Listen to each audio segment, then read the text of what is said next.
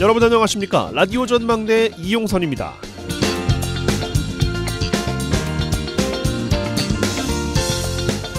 오늘 한동훈 전 법무부 장관의 비대위원장 임명안이 압도적인 수치로 가결됐습니다. 취임식도 가졌어요.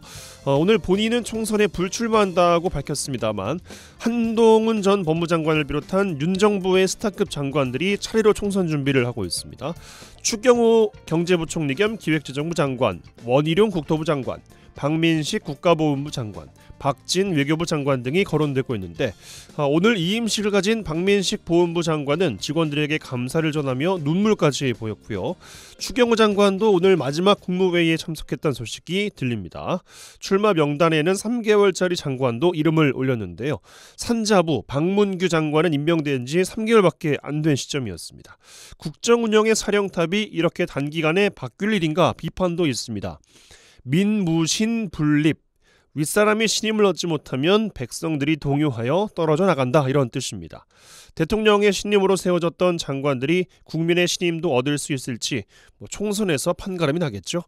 자, 오늘 라디오 전망대가 준비한 소식입니다. 지역 소식들 뉴스브리핑 통해서 들어보고요. 매주 화요일 코너 언더독 문화산책 차례로 이어집니다.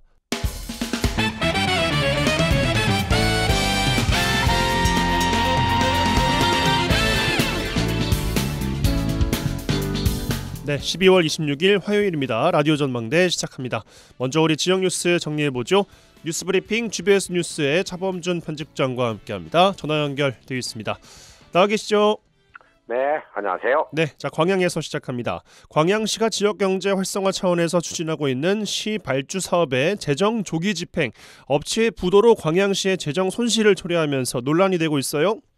네, 광양시가 시가 발주한 공사에 준공도 되기 전에 이 준공 승인을 해주고 공사비를 선지급했는데 해당 공사업체가 부도를 내면서 10억 원 상당의 재정 손실을 입은 사실이 알려지면서 지역에 논란이 되고 있습니다.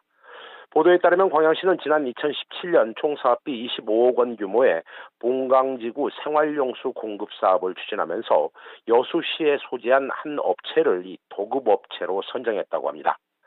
해당 업체는 23.28km의 송수관로와 배수지 5개소, 가압장 2개소를 설치하는 사업을 진행했습니다. 그런데 광양시는 해당 사업의 공사비를 총 3차에 걸쳐 순차적으로 지불할 계획으로 사업을 추진했는데 문제는 해당 공사가 마무리되지 않은 상태에서 광양시가 준공 승인을 해줬고 공사비를 지급하던 업체는 부도 처리됐다고 합니다. 이 당시 업체가 공사를 마무리하지 않고 이 부도 처리되자 광양시는 감독 공무원이 업체가 공사를 마치지 않은 사실을 인지하면서도 준공 승인을 해줬고 또 공사비까지 집행했다는 이유로 소속 공무원들에게 배상 청구를 했고 해당 사업은 현재 감사원의 조사가 진행 중인 것으로 알려지고 있습니다.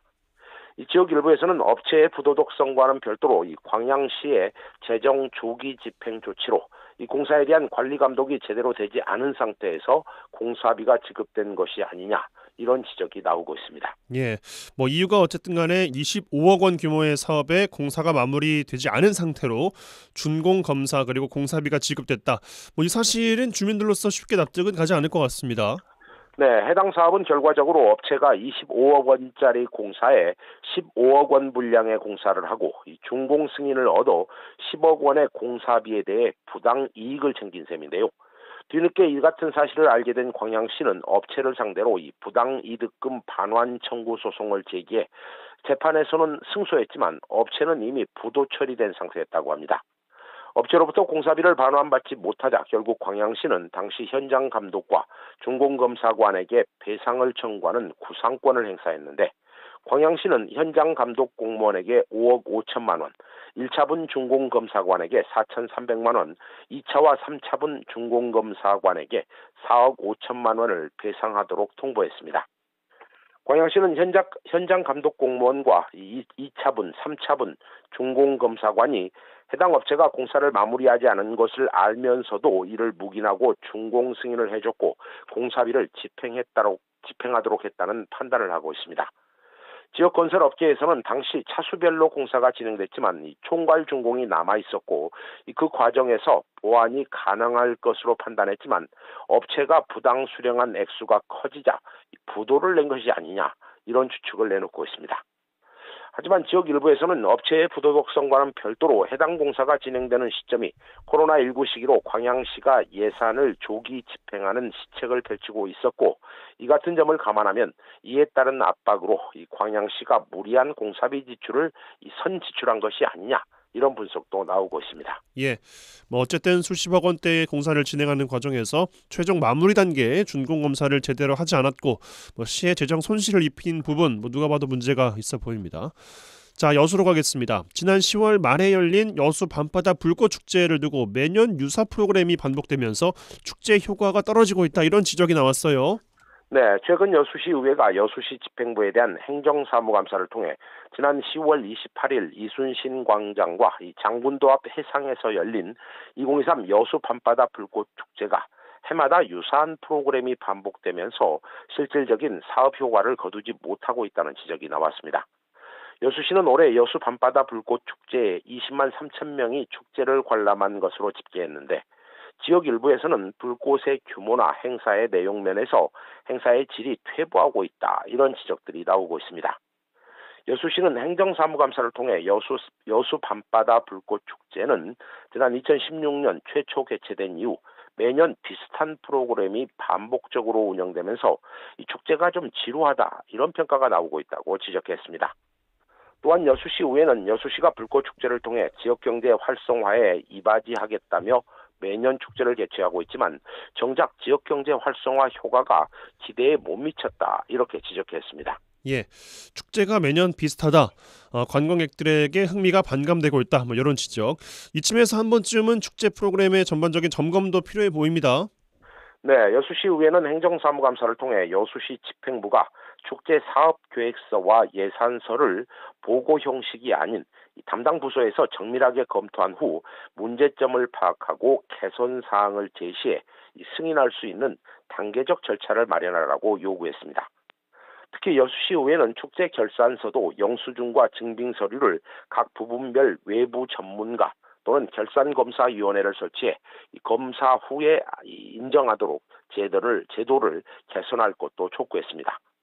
또한 여수시 의회는 여수시의 축제의 효율이나 집중도를 높이기 위해서는 경년제로 축제를 개최하는 것이 어떠냐, 이런 방안을 강구할 것도 요구했습니다. 예, 알겠습니다. 자, 순천에서 마무리하죠. 순천시의회가 전남 동부 권역 심뇌혈관 질환센터 지정 촉구 건의안을 통해서 정부의 전남 동부권의 센터 지정을 촉구하고 있어요.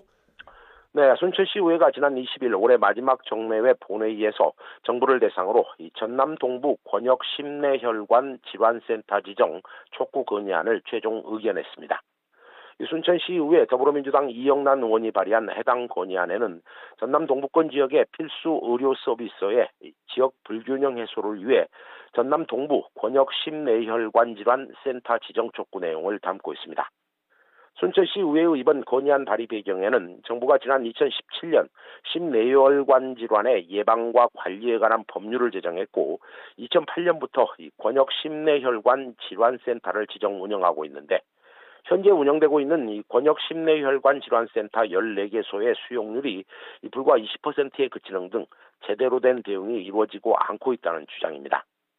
이 건의안을 발의한 이영란 순천시의회 의원은 순천을 비롯한 전남 동부 지역에서 가장 가까운 이 권역 심뇌혈관 질환센터의 거리가 무려 124km 이상으로 구급차를 이용하더라도 이 골든타임을 지키기 어려워 지역 주민의 생명과 건강이 위협받고 있다고 주장했습니다. 심뇌혈관 응급 환자의 경우에 응급처치에 소요되는 시간, 즉 골든타임을 확보하는 게 참 중요할 텐데 센터와의 거리가 124km, 제대로 된 의료 서비스를 기대하기는 어렵지 않겠습니까?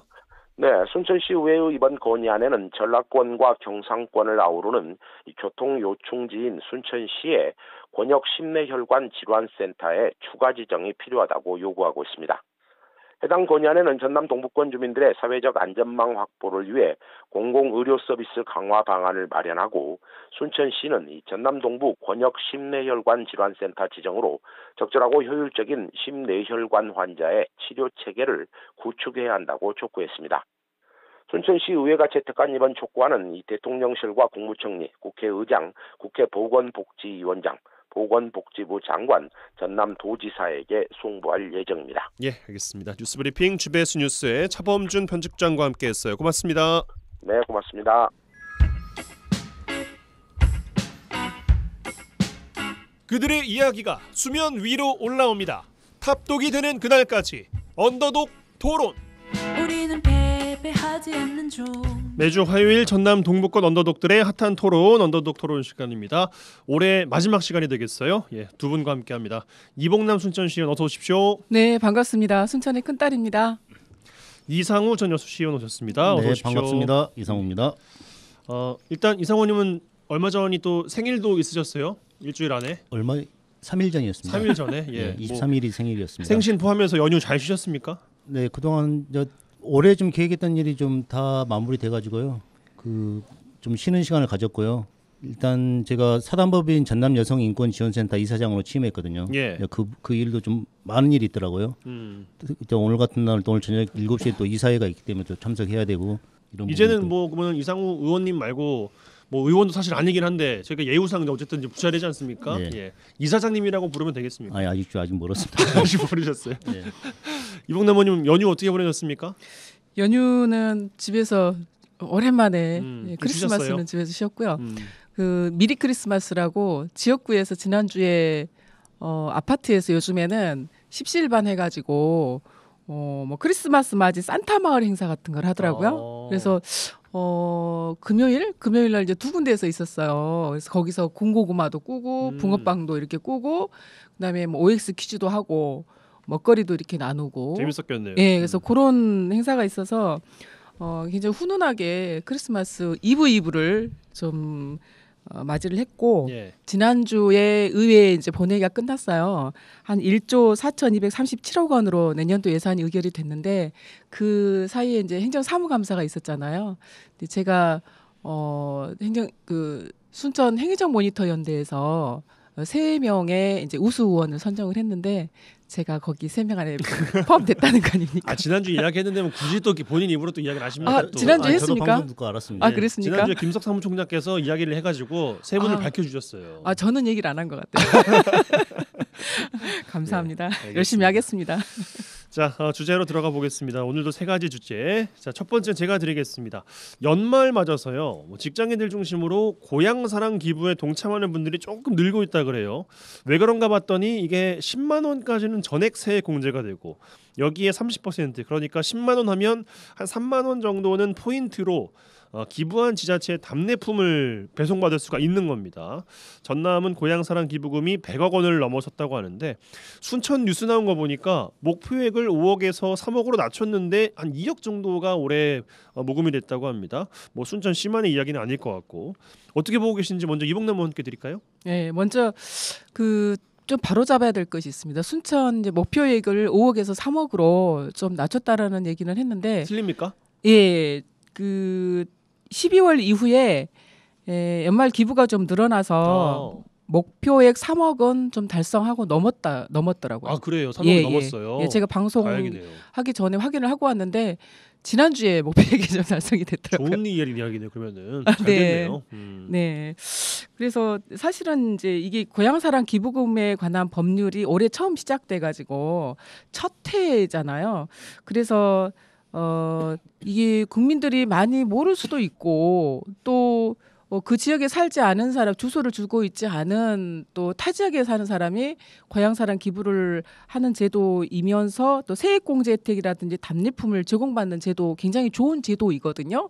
근데 이 부분은 순천뿐만 아니고 아마 전국적인 현상이 아닐까 싶습니다. 목표액 대비 미달성했거나 목표액을 좀 낮추거나 이런 부분들은 올해 첫 시행을 했기 때문에 홍보가 좀 많이 부족했다라고 하는 그 현상이기도 하고 아마 내년부터는 조금 고향사랑 기부금이 많이 늘어나지 않을까. 지자체에서도 많이 좀 홍보 계획을 별도로 지금 꼼꼼하게 지금 세우고 있더라고요. 그래요. 그래서 내년에는 좀 늘어날 것으로 예상이 됩니다. 예, 이상원께 또 총평 이어드리겠습니다. 여수시도 올해 8억을 잡았더라고요. 예산을 잡았는데 여수시도 마찬가지 3억으로 낮췄더라고요. 여수시도 이제 3억 이상은 지금 그 모금액이 된 것 같고요. 근데 이런 과정 중에서 이런 금액을 낮춘 이유를 저는 한 2가지로 보고 있거든요. 이게 모금할 수 있는 데가 고향사랑 이음이라는 그 인터넷 사이트가 있습니다. 그렇습니다. 거기에서 하면은 이제 우리 같은 사람들은 이게 들어가서 할 수가 있지 않습니까? 하지만 이게 농협에서 가시는 분들이 있을 거예요. 근데 어찌 보면은 이 기부하신 분들이 중장년층으로 좀 사회적으로 어느 정도 입지가 있으신 분들이 해야 되는데 이 사이트가 약하다 보니 농협 창구에서도 할 수 있는데 거기는 기부만 할 수 있습니다. 답례품은 다시 들어가서 하셔야 돼요. 그래서 농협에서 가서도 답례품도 구할 수 있게. 두 번째로 이게 지금 법으로 그리 돼 있더라고요. 신문이나 이런 방송 여기에만 광고를 할 수 있더라고요. 그래요. 개인적으로 문자를 보내거나 SNS에 또 1대1로 하셔야 되는데 공무원분들께서 예. 근데 이런 부분이 막혀 있더라고요. 이게 지금 법률로 나와 있는데 그렇구나. 이런 부분이 좀 개선이 돼야지 앞으로 이런 고향사랑 기부제가 좀 정착되지 않을까 이리 보고 있습니다. 예. 근데 목표 금액을 낮추는 게 뭐 그렇게 유의미한가? 왜냐면 어쨌든 총액을 보고 저희가 1호 사업으로 뭘 한 해 만에 이제 이런 뉴스를 최근에 좀 보게 되는데 목표치를 낮춘다는 게 크게 의미가 있는 겁니까, 이봉남 의원님? 그냥 개인적으로 궁금해서 여쭤보는 것인데. 목표액은 사실 이제 목표액을 너무 높게 잡아놓고 달성도가 낮으면 또 의욕도 좀 떨어지는 측면이 있잖아요. 의욕도는 떨어질 수가 있겠죠. 네. 근데 이제 저는 지금 100원부터 시작해서 500만 원까지 기부를 할 수가 있는데 고액 기부를 한 번에 딱 하고 마는 것보다 왜냐하면 10만 원까지 세액공제가 되잖아요. 맞아요. 그리고 10만 원이 넘으면 16.5%가 더 이제 플러스가 되는데 네. 고액으로 해서 500만 원을 한 번에 딱 기부하는 것보다는 소액 예를 들면 100만 원씩 매해 이렇게 한다든지 이렇게 해서 소액 기부자가 좀 많아지는 것이 그리고 지속적으로 이렇게 하는 것이 이 고향사랑 기부금을 이렇게 이끌어가는데 좀 약간 좀 정책적으로 그렇게 추진하고 있는 게 좀 좋지 않을까 하는 생각이 좀 들더라고요. 예, 이 기부금을 도대체 어디에 쓴다는 거냐? 그래서 궁금하신 분들도 좀 계실 것 같은데 광양은 보니까 1호 기금 사업으로 국보, 광양, 중흥산성, 쌍사자, 석등 이게 이제 광주에 있는 모양이에요. 이걸 찾아온다. 여기 이제 1호 기금으로 쓰겠다라는 이야기를 남겼습니다. 그래서 어디에다 쓴다는 거지? 어떻게 보고 계십니까, 이상관님?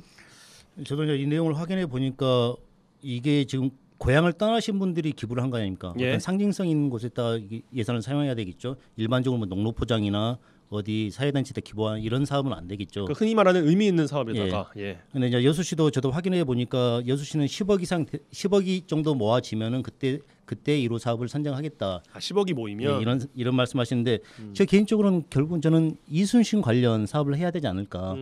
전 시민들이 공감하고 있는 이런 사업을 해야 된다고 보고 있습니다. 예, 제주에 보니까 제주 남방고래와 함께하는 플로깅 같은 이색 사업에 투자한다 이렇게 밝혔거든요. 이봉남은 순천 어떤 계획을 좀 갖고 있습니까? 네, 순천도 이 조례가 지금 만들어져 있고 또 기금위원회가 만들어져 있어요. 예. 그래서 고향사랑 기금이 설치가 됐죠, 조례에 의해서. 근데 이 기금위원회에서 이미 순천에서는 이런 사업을 하겠다라고 좀 이미 정해놓은 사업이 있더라고요. 그러니까 독거노인, 독거 어르신 건강 돌봄 로봇을 좀 구입하기도 지금은 임대를 해서 쓰고 있거든요. 그래서 그 사업하고 어차피 순천이 이제 생태도시 또 정원의 도시 이렇게 지금 알려져 있기 때문에 순천만 갯벌과 또 철새 쉼터나 습지 복원 사업에 이 고향사랑 기부금을 쓰겠다 이렇게 지금 이 기금위원회에서 이 사업까지 이미 지금 뭐 협의를 지금 해놓고는 있는데 제가 이 고향사랑 기부금의 다른 지역 방금 말씀하신 제주라든지 또 방금 광양의 이런 사례들을 봤을 때 기존에 하고 있는 사업들도 있지만 그 지역을 좀 대표하는 이런 사업을 1호 사업으로 선정을 하면서 기부금을 고향사랑 기부를 홍보하면 더 홍보 효과가 있지 않을까. 그럴 것 같아요. 네, 이런 생각이 들어서 좀 전략을 좀 바꿨으면 좋겠다는 생각이 들더라고요. 예, 또 이야기를 안 할 수가 없는 게 그 물품이에요. 기부금 관련된 물품. 아무래도 10만 원 하면 이제 전액 세액 공제를 받고 3만 원의 포인트 이제 그걸로는 주문을 해서 배송까지 오는 시스템인데 저도 그리고 주말에도 저희 아내와 함께 이걸 가입을 했거든요. 그래서 10만 원 기부를 하고 나서 이 3만 원을 어디다가 쓸까 하고 보다 보니까 살림이 좀 보탬이 되는 쌀과 그 냉동된 손질 생선 같은 게 있더라고요. 이거 하면은 가게도 좀 도움이 되겠는데 또 이렇게 이야기를 했는데 이색적인 것이 영암 보니까 영암에는 그 씨름부가 있잖아요. 네, 유명한데 천하장사와 함께하는 식사 데이트권 이거를 답례품으로 내놓기도 했어요. 이 물품을 보고 아무래도 선정하게 되는 것도 어디에다가 기부를 할지 이것도 참 직접 해보니까 확 와닿더라고요. 어떻게 보고 계십니까? 저요. 네. 네. 저도 고민을 많이 해봤어요. 저도 들어가서 봤거든요. 조금 전에 먼저 말씀하신 나에게 어떤 게 도움이 될 것인가. 그리고 사실 이게 지역 균형 차원 그리고 지역 경제 활성화 차원에서 또 지방 소멸 차원에서 하는 거잖아요. 그래서 그런 의미를 친다면 아무래도 저도 여러 고민을 좀 해봤는데 아무래도 지역의 좀 특산품이라든지 또 다른 지역에 없는 이런 물품들을 좀 가게에 좀 도움이 되는 이런 부분에 우선적으로 좀 많이 발굴을 했으면 좋겠다는 생각이 들더라고요. 그러니까 예. 제 다른 아이디어로 막 방금 뭐 씨름 선수 이름 있는 유명한 씨름 선수와 뭐 식사하기라든지 또 지역을 방문했을 때 어떤 상품권을 통해서 지역에 좀 오래 머물도록 하는 이런 상품권도 필요할 텐데 아무래도 좀 농산품이라든지 이런 물품이 조금 더 눈에 띄는 물품들이 이 가게에 도움이 되는 물품이 답례품으로 좀 최우선이 되지 않을까 보편적인 부분들. 이상호님께서 만약에 기부를 했어요. 답례품 뭘 고르시겠습니까? 여수시를 말씀하십니까? 뭐 어떤 거든 상관없습니다. 매력 있는 물품 뭐 이런 거. 왜냐면은 가장 또 기부를 많이 한 연령대가 또 이상호님 본인 주변 분들의 또 연령대라고 말씀하셨으니까. 저는 고향의 안전을 선물하세요. 고향이요? 네, 고향에. 지금 보니까 그 선물 중에 예. 고향집에 소방관이 직접 가셔가지고 소화기하고 화재 알람 경보기를 주시고 또 화재 안전 점검도 해주고 또 이런 화재 예방 교육도 해주시더라고요. 그게 3만 포인트더라고요. 그러니까 10만 원 하면은 할 수 있는 그런 것도 있고 고향집에 이게 본인이 서울이나 타지에 있는데 고향집을 직접 소방관이 방문하셔가지고. 좋네요 그런 것도. 근데 이건 전남에서 전체적으로 다 같이 하는 사업이다. 저는 이걸 선택하겠습니다. 예, 진짜 기존에 있는 거. 예. 보면은 많이 있는 것 같습니다. 또 적극 활용해 보시는 것도 좋을 것 같아서 오늘 주제로 좀 꼽아봤고요. 요 정도로 마무리하고 잠시 전하는 말씀 광고 듣고 와서 두 분의 주제로 돌아오겠습니다. MBC 라디오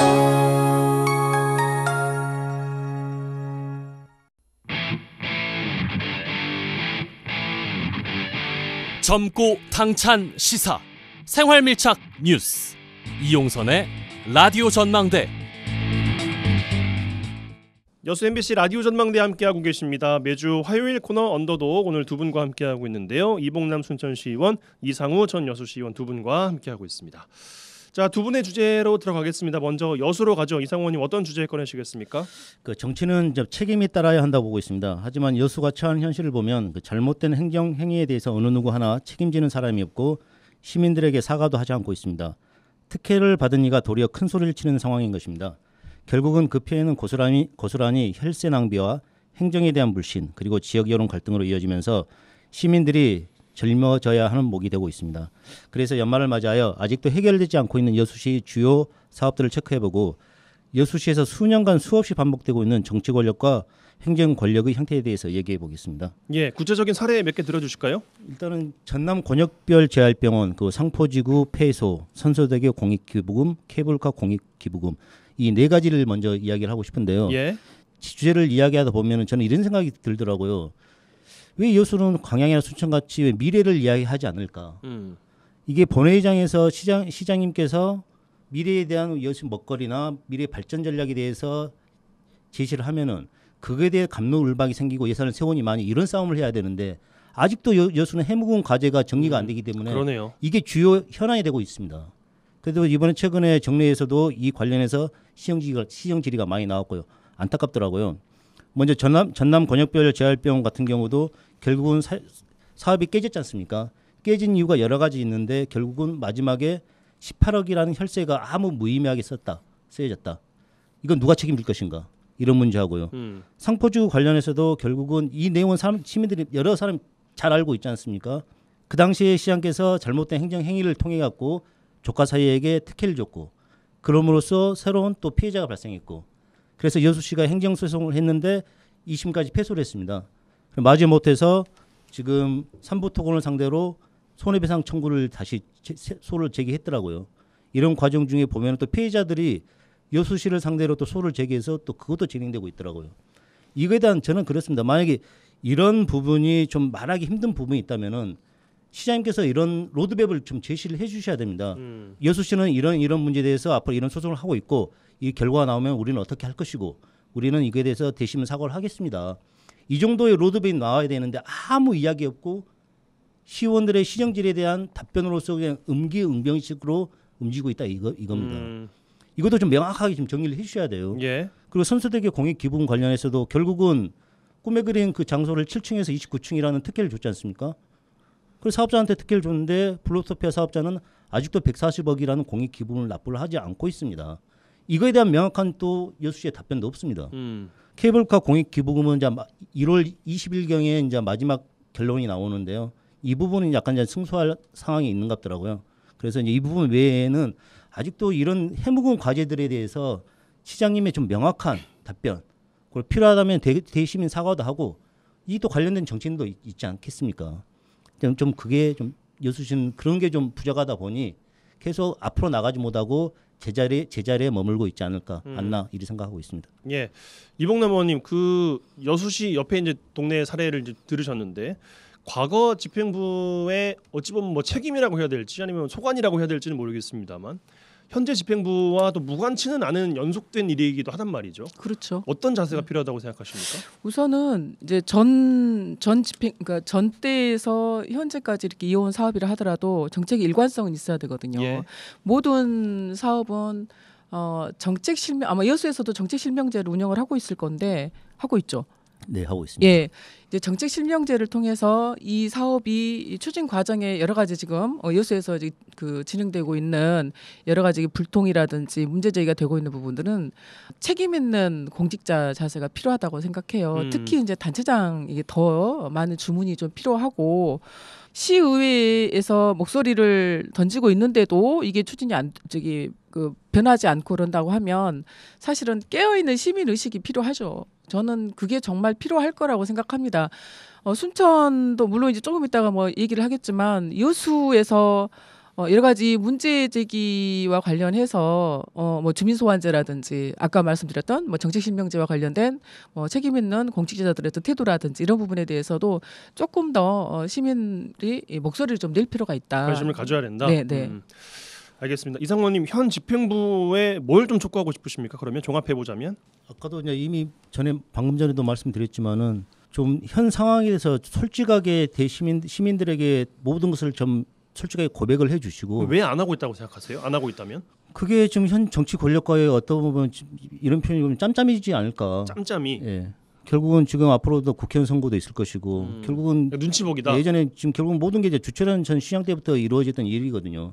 그래서 그게 권오묵 시장 때 그리고 현 정기민 시장 때까지 넘어오는 과정 중에 아무런 시장님들께서 역할을 안 하셨던 거예요.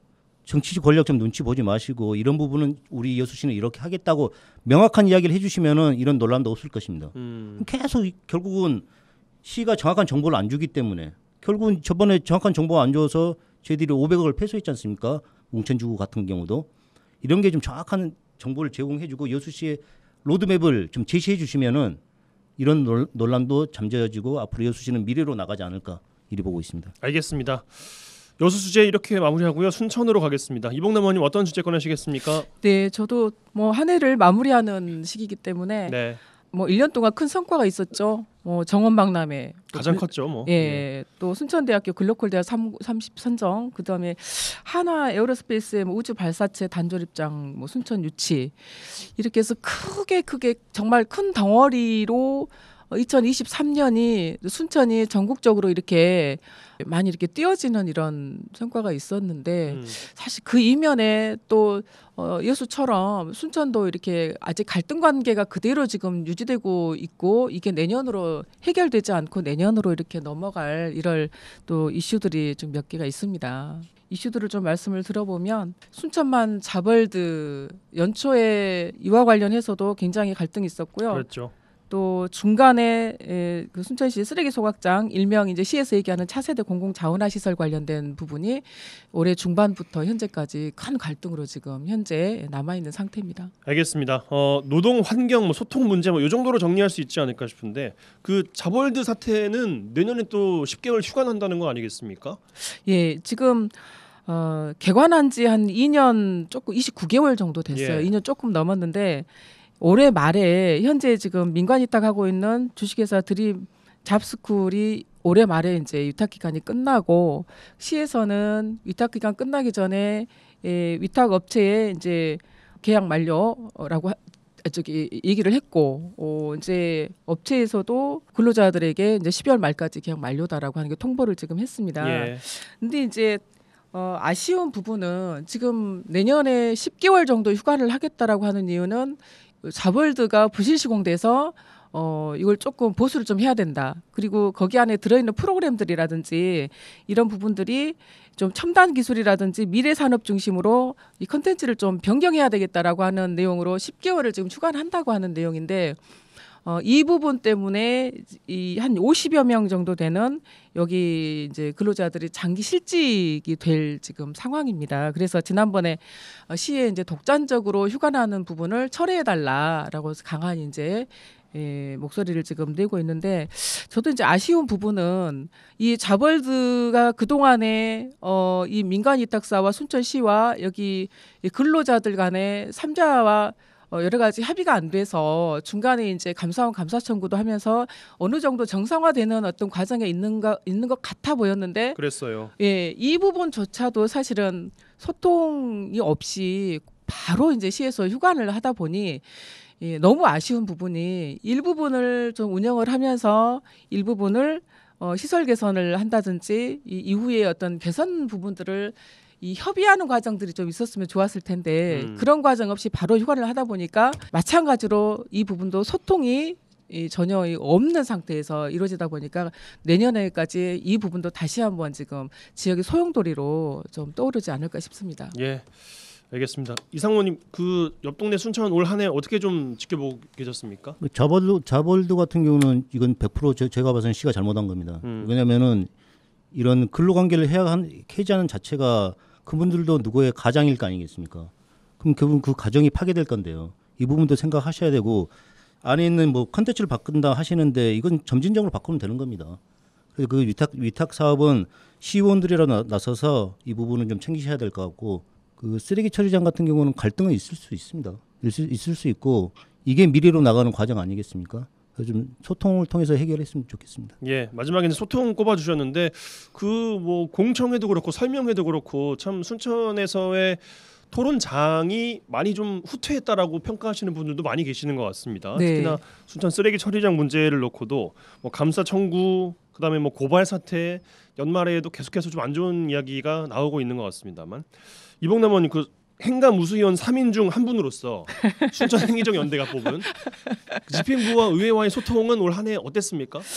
평가하시기에? 아유, 사실은 의회와 집행부 정원박람회 예산 확보하는 데 있어서 소통은 잘 됐었던 것 같고요. 그거야 뭐 대의 명분이라고 치고 예, 세부 그렇죠. 안건으로 들어간다면 이제 쓰레기 소각장 같은 부분도 제가 방송 때마다 얘기를 했잖아요. 시가 먼저 추진을 해놓고 뒤에 보면 시의회 보고가 들어오고 해서 전혀 소통이 안 된다. 회의 때마다 예산 심의할 때마다 불통이다. 소통을 해달라고 하는 주문을 계속했기 때문에 그런 차원에서 보면은 참 점수를 참 주기는 어렵다. 한 50점을 주면 좀 많이 준 건가 작게 준 건가 모르겠는데 그렇고요. 사실은 이제 이 자벌드뿐만 아니라 여러 가지 이제 민간 위탁과 관련해서 뭐 운영의 효율성이라든지 재정 현황이라든지 인력 문제라든지 이런 부분들이 계속 기하급수로 일어나고 있기 때문에 이건 전반적으로 사실 점검을 해야 되거든요. 그런 차원에서 이번에 그 자벌드 휴관과 관련해서도 지금 시에서 민간 위탁 전반적으로 점검을 하고 있는 와중에 어떻게 보면 협의도 하지 않고 독단적으로 지금 휴관을 한 거잖아요. 이런 부분도 보면은 소통이 부재했다라고 보고 이 부분도 의회와 막 긴밀한 이제 저희 위원회는 아니지만 긴밀한 소통이 없었던 것으로 이제 보입니다. 이제 이런 차원에서 보면 의회와도 그렇고 시민들이 이 여러 가지 토론회라든지 정책 어떤 포럼을 열어달라고 요구하는 부분들이 사실은 좀 묵살됐거나 여러 이유로 열리지 않은 사례가 좀 몇 차례 있습니다. 그래서 23년을 좀 마무리하면서 의회 시민들과 소통이 부재했다. 그래서 한 절반 정도 점수를 주고 싶습니다. 네. 한 50점 정도. 50점. 예. 뭐 이상호님 덧붙일 말씀 있으십니까? 아니 없습니다. 이봉남님 덧붙일 말 있으십니까? 네, 오늘이 제가 1년 지금 언더독 1년 딱 됐거든요. 네. 어쨌든 언더독에서 저를 좀 초청해서 이렇게 자리를 함께 할 수 있도록 배려해 주셔서 너무 감사드립니다. 마지막 시간이니까 또 말씀하시는군요. 이상훈 의원께도 시간 좀 드리겠습니다. 일단 올 한 해 청취자 여러분들께서 어떻게 평가하실지 모르겠지만은 내년에도 좋은 정보 가지고 여러분들께 좋은 소식 전해드리도록 하겠습니다. 예, 알겠습니다. 자, 언더독 이번 주 이 시간 그리고 올해의 시간 이렇게 마무리를 하겠습니다. 두 분은 내년에 다시 또 뵙죠. 고맙습니다. 네, 감사합니다. 감사합니다.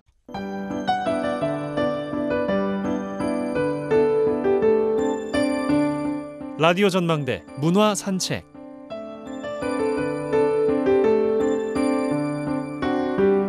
네, 문화산책 시간입니다. 김지연 리포터 나와 계세요. 어서 오십시오. 안녕하세요. 올해의 마지막 주인공은 어떤 분입니까? 네, 상록수 밴드의 김디도 씨를 만나고 왔습니다. 곡을 만들고 공연을 하면서 이 지역의 시민사회와 또 노동 문학단체에서 민중가수로 통하는 분인데요. 예. 운전을 하면서 생업을 이어가고 있지만 변함없이 목소리를 내어야 하는 자리에서는 공연을 이어갑니다. 시대와 함께하려고 노력하고 있지만 이 상록수 밴드가 없는 세상이 오는 게 바람이라는 김디도 씨 이야기 들어보시죠. 안녕하세요. 상록수 밴드에서 기타 치고 노래 부르고 있는 김디도라고 합니다. 만나서 반갑습니다. 상록수 밴드가 쉽게 얘기해서 민중가요라고 하는 걸 하는 사람들인데 또 민중가요가 뭐냐라고 얘기하면 사실 뭐 이거다라고 얘기할 수는 없어요. 다만 이제 김인옥 선생하고 제가 계속 이제 한 팀을 열어서 하고 있는데 사회자가 소개를 하는데 팀 이름이 없잖아요. 그러면 우리가 좀 이름이 있어야 되겠다. 그래서 이제 만든 게 상록수 밴드인데 근데 이름이 만들어지다 보니까 계속 하게 되는 거예요, 이제. 처음부터 시작하신 게 민중가요였어요? 또 계기가 있었을까요? 처음에는 이제 교회에서 음악을 했고 대학을 갔어도 뭐 음악을 하는 동아리에 있지 않고 또 기독교 동아리에 있었고 그러나 이제 항상 노래는 불렀었죠. 그냥 기타 잡고 그냥 뭐 공연을 하기 위해서 노래를 부른 게 아니라 그냥 혼자서 외지에 있다 보니까 좀 외로움도 많이 달래주잖아요. 기타 치고 혼자 노는 또 기타 때문에 또 사람들도 사귀게 되고 그런 차에 이제 졸업하기 직전에 요수의 민예총이 이제 세워지고 여기에 있던 이제 선배가 여기 일하는 사람들이라고 우리 노래패가 생겼으니 내려오라 그래서 뭐 그냥 이제 내려오자마자 또 공연부터 했던 것 같은데. 하늘을 우러러 앉아 부끄러움이 없기를. 동주 영화 보면서 만들어야 되겠다 생각을 하고 그 시대에 그 정말 올바르게 산다는 건 그거에 대한 인간의 고뇌들 또 그 삶 속에서 그 철학적인 어떤 생각들 모든 게 다 담겨져 있는 것 같아서 영화를 보자마자 그냥 이거는 무조건 불러야 되겠다. 그래서 공연 때 많이 불렀어요. 지금까지 한 몇 곡 정도 만드신 것 같아요? 600곡 가까이 되는 것 같은데 쓸만한 곡은 뭐 한 20곡 될까. 만들려고 그러는데 너무 쉽게 만들어진 거야 이게. 근데 그런 곡들이 또 괜찮다는 평을 많이 받는 것 같아요. 지역에서 이제 함께 하셨던 분들의 시나 그런 그분들의 인생이 담겨져 있던 그런 글들에 이제 곡을 쓰게 되는 어떤 배경이 있는 것 같아요. 이게 우연한 거죠. 내가 이제 뭐 이제 처음에는 이제 유수 작가회의 갔을 때 순천 작가회의 쪽에 우연하게 시인들의 시를 쓰면서 공연도 좀 그쪽에서 좀 하게 되고 사실 뭐 책 한 권의 시집 있으면 여기서 한두 곡이 나올까 말까요. 뭐 능력이 그거밖에 안 돼서 그럴 수도 있지만 시를 바라보는 곡을 만드는 사람의 받아들이는 어떤 시각과 정서와 이런 차이도 있기 때문에 실력과 어디서 어떻게 음악이 나올지는 몰라요. 근데 대부분은 이 글더라고. 이렇게 어느 작곡가도 한 시집이 있으면 한 곡, 두 곡 나오면은 이건 잘 나오는 거다 그러더라고. 어떤 형태를 띠든 누구를 만나든 민예총과 그리고 촛불 집회까지 쭉 이어져 나가는 그 자리에 항상 계셨던 거죠. 그 전에도 한 공백기가 10년 있어서 우리가 이제 일사 끝나고 또 민들레라고 하는 데서 한 2년 정도 그때가 30대 한 초중반 정도 됐던 것 같아요. 그 이후에 한 10년의 공백기가 좀 있었던 것 같아요. 그래서 거의 잊고 살다가 그랬죠. 일하는 데 바쁘고 그냥 사는 데 바쁘고 애기 키우는 데 바쁘고 그러다가 우연한 기회에 이제 시국 집회에 참여하면서 이제 거기서부터 다시 노래를 부르기 시작했죠. 그때 이제 혼자 한 10년 만에 진짜 집 안에 있는 기타를 보니까 완전 먼지가 쌓여가지고 거의 고물이 된 기타를 닦아가지고 그때 아침 이슬하고 하덕규의 자유를 했는데 사실 10년 만에 뭐 노래가 되겠어요? 기타가 뭐 소리가 제대로 기타 소리가 제대로 날 리는 없죠. 제대로 뭐 노래가 불러지지는 않죠. 이렇게 참여만 하려고 했는데 계속 전화가 오는 거예요. 이제 계속 노래 불러달라고 집에서. 그래서 그 다음 주도 불러달라고 그 다음 주도 불러달라고 그래서 노래할 실력도 안 되는데 왜 자꾸 부르냐. 그동안 집회를 하면서 이렇게 공연을 해본 적이 없다는 거야. 그냥 구호하고 박수치고 해왔다는 거를 이게 너무 생소하다는 거야. 그러니까 그 소리에 내가 놀랐어. 전에는 전혀 이 집회 장소에서 공연이라고 하는 게 없었대요.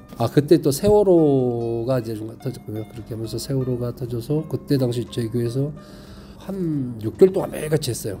행진도 기타 들고 노래 부르면서 행진도 하고 아마 2년 정도 했던 것 같아요. 계속. 먼지가 가득했던 그 기타를 처음 잡았을 때 좀 서툴지만 다시 한번 무대에 오르면서 뭔가 내가 변해가는 게 느껴졌을 것 같아요. 노래를 하니까 내가 뭐 나를 찾고 노래를 통해서 역시 나는 노래를 뭐 이런 의미는 사실 크진 않았어요. 다만 이제 기타를 통해서 참여하면서 내가 좀 어떻게 살아야 될 것이냐, 그동안에 아무 생각 없이 살아왔던 것에 대한 뭔가 후회도 좀 있었고, 살아있다는 게 뭔지, 어떻게 살아가야 될 것인가라고 하는 걸 많이 느꼈던 것 같아요. 제대로 사는 것, 침묵하지 않는 것, 이 세상에서 내가 어떻게 살아가야 하는 것, 어떤 관계를 가지고 살아야 되는가, 뭐 이런 것들. 결국은 참여하는 삶이 될 수밖에 없다는 걸 많이 느끼더라고요. 근데 난 노래라고 하는 거, 음악이라는 걸 가지고 그런 삶을 이루려고 하는 것이기 때문에 큰 실력이지는 않지만 할 수 있는 거리가 하나 있다는 것이 이게 얼마나 소중한 것인가 그런 생각이 들더라고요. 애기 동백을 꼭 껴안은 덩어리 한 방울 북뒤 어쨌든 이제 과거에 우리 뭐 꽃무리 든다를 만들 때도 이만한 시집에서 딱 하나가 보는 순간에 나오더라고요. 근데 그때 당시에 그 곡을 만들 때 지금도 거의 음악을 포기하려고 하는 상태였어요. 꽃물이 든다. 노래 만들기 전에 이제 여수랑계 70주년 행사가 이제 순천 IMC에서 주철이 박사 강연을 하기로 했는데 무조건 만들어서 공연을 해야 된다. 기존에 있는 곡 말고 정말 메시지가 있는 곡이 없다. 근데 그때 당시만 해도 이제 모든 게 다 망가지고 나도 이제 뭐 곡 작업도 안 되고 하여튼 뭐 활동력도 많이 떨어지고 그래서 거의 이걸 내가 이 음악이라고 하는 것을 계속 해야 되나, 이제 여기서 접어야 되나, 이런 상황에 있었어. 이런 정서적으로. 그래서 거의 다 포기 상태에 있는데 그때 여수 작가 회의에서 책이 나와요. 자기 시집 부록이. 그 안에 이제 부록으로 여수 항쟁에 관한 시로, 장작시로 절반 정도를 다 그 부분에 할애를 했어요. 그래서 이걸 그 책을 갖다 주면서 보라고. 이제 보기 싫다고 나 이제 했는데 앞에 눈앞 보고 한 장씩 넘겨주는 거야. 보라고. 보라고. 다 절레절레인데 꽃물이 든다 나오더라고. 근데 이렇게 한번 훑어보고 아니다고 하는데 잠깐.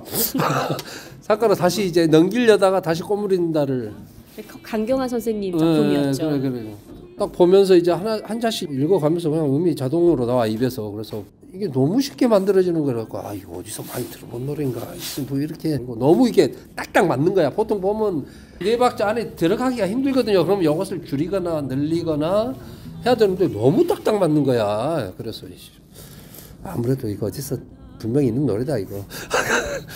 기범석이라고 친구가 이거 괜찮네요. 합시다 그래갖고 연습해가지고 그때 이제 YMC 그때 순천 YMC에서 공연을 했는데 예일마루에서 사진 기록전과 그 북토크쇼가 있었는데 거기를 갑자기 와서 이 노래를 불러달라고 줬죠.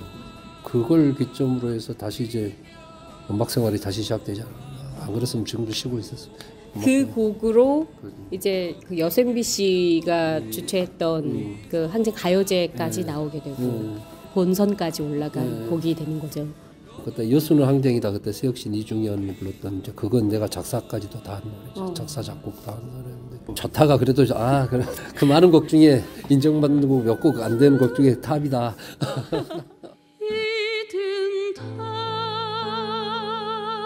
대학교에서 동아리하고 김디도라는 친구가 지금의 김디도를 보면 어떤 이야기를 할 것 같아요? 다행이다라는 생각이 생각나요. 안 잊어서 어떻게 살아야 되지? 난 철학적 질문을 계속 하면서 사는 것. 그러니까 나만 가는 게 아니에요. 이 세상 항상 바라보면서 그 속에서 나는 어떻게 살 것인가를 고민하면서 가야 되는 문제잖아요. 뭐 음악뿐만이 아니고 살아가는 것 자체가. 그걸 이제 포기하지 않는 거니까 뭐 대견하다고 할 수도 있고 뭐 특별한 삶은 아닌데 다행이다라고 생각할 것 같아요.